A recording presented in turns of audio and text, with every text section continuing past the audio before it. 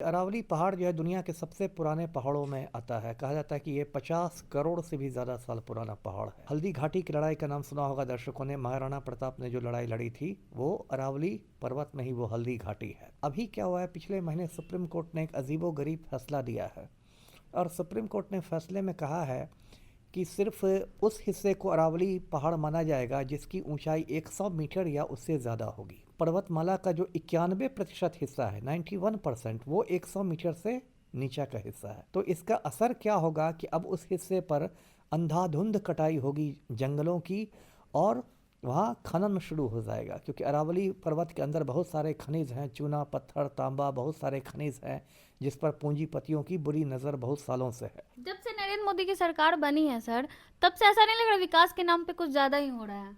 विकास तो हो ही नहीं रहा है, लूट हम्म। मची हुई है ना। हम्म। अभी देश में मतलब हम दो हमारे दो की सरकार है। दो गुजराती देश बेच रहे हैं, दो गुजराती देश खरीद रहे हैं। तो ये हम दो हमारे दो की सरकार है। आम आदमी के लिए कुछ हो ही नहीं रहा है। अरावली पहाड़ों को लेकर जो है काफी विवाद हो रहा है। इन्हीं सब मुद्दों पर बातचीत करने के लिए हमारे साथ पूर्व आईपीएस अमिताभ दास सर हैं। सर, क्या कुछ कहेंगे, क्यों इतना बवाल खड़ा हो रहा है? देखिए, पहले मैं दर्शकों को अरावली पहाड़ के बारे में कुछ बात बता दूं। ये अरावली पहाड़ जो है दुनिया के सबसे पुराने पहाड़ों में आता है। कहा जाता है कि ये 50 करोड़ से भी ज़्यादा साल पुराना पहाड़ है।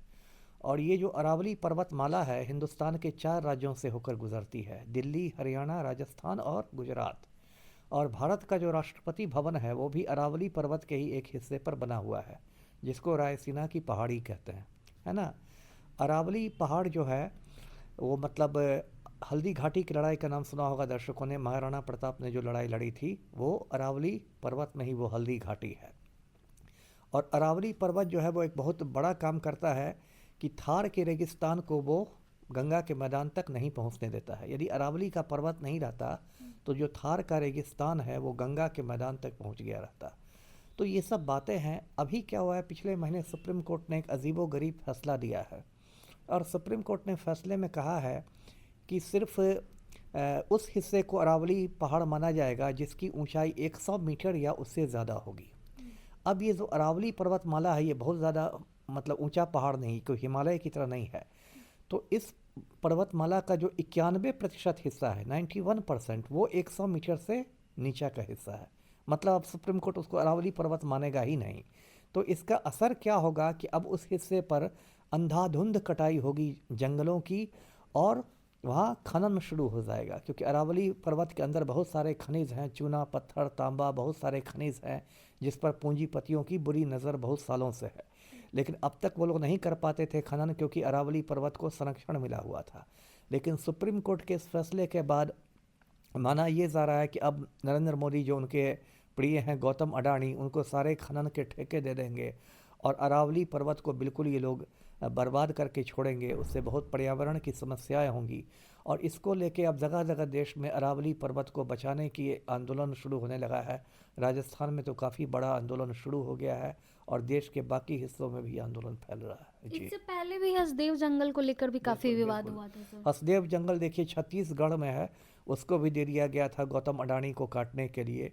तो अभी जो मोदी की नीति है कि हर कुछ वो गौतम अडानी के चरणों में समर्पित कर देते हैं और ये जो प्रकृति के साथ छेड़छाड़ हो रही है इसके बहुत मतलब दुष्परिणाम होंगे और पूरे देश में ये अरावली पर्वत को बचाने के लिए एक शांतिपूर्ण आंदोलन होना चाहिए जी। तो क्या लग रहा है सर, फायदा होगा आंदोलन से? इससे पहले भी हसदेव जंगल के लिए भी आंदोलन हुआ था। आंदोलन से फ़ायदा होता ही है। देखिए, किसान आंदोलन जो हुआ 13 महीने का, उसका नरेंद्र मोदी को तीनों कृषि कानून वापस लेने पड़े। नरेंद्र मोदी ने गौतम अडानी के हुक्म पर 3 कृषि कानून बनवा दिए थे, लेकिन किसानों ने 13 महीने तक आंदोलन रखा। दिल्ली के बॉर्डर पर लाखों किसान डटे रहे राकेश टिकैत के नेतृत्व में। उसमें 700 किसान शहीद भी हो गए ठंड में और बीमारी में। लेकिन इतना उसका दबाव पड़ा कि अंत में मोदी ने तीनों कृषि कानून वापस ले लिए। तो असर तो होता ही है जी। लेकिन हसदेव जंगल वाले मामले में कहाँ असर हुआ सर? अब संयोग से वो आंदोलन उतना जोर नहीं पकड़ सका, है हम्म। ना। वो तो ये दिखाता है वो कितना बड़ा आंदोलन होता है, इस पर ना उसका दबाव तय होगा। बहुत छोटे मोटे माने छिटपुट आंदोलन होगा तो भारत सरकार नहीं झुकेगी। लेकिन जैसे किसान आंदोलन बहुत बड़ा आंदोलन हो गया, 13 महीने तक चला, लाखों लोग इकट्ठा हो गए तो मोदी को झुकना पड़ा। अरावली को लेकर क्या लगता है सर आपको, आंदोलन बड़ा होगा, बड़े लोग मुझे आएंगे इसमें? मुझे तो उम्मीद है कि ये आंदोलन बड़ा होगा। जिस तरह से मैं लोगों का गुस्सा देख रहा हूँ, खास के राजस्थान और हरियाणा इन सब लोगों का, तो उससे मुझे लगता है कि आंदोलन बड़ा होगा जी। जब से नरेंद्र मोदी की सरकार बनी है सर, तब से ऐसा नहीं लग रहा विकास के नाम पे कुछ ज्यादा ही हो रहा है?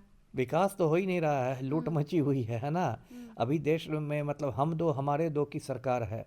दो गुजराती देश बेच रहे हैं, दो गुजराती देश खरीद रहे हैं। गुजराती जो देश बेच रहे हैं उनके नाम है नरेंद्र मोदी और अमित शाह, और दो गुजराती देश खरीद रहे हैं उनके नाम है मुकेश अंबानी और गौतम अडानी।